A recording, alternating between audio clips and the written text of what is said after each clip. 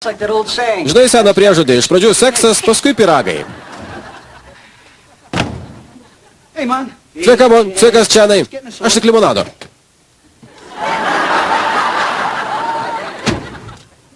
Kas tu toks? Aš Džo. Kaip tau sekasi? Ne. Kaip tau sekasi? Kaip tau sekasi? Po velnių, Karlai, palauk koridoriuje.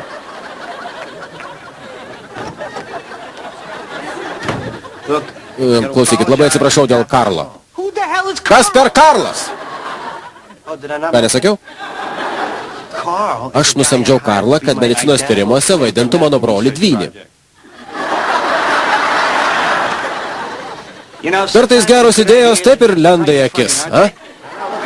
Žinau, jums atrodo nesąmonė, bet gal išeis. Bėda tik, kad Karlo vaidyba tokia. Vienintelė bėda?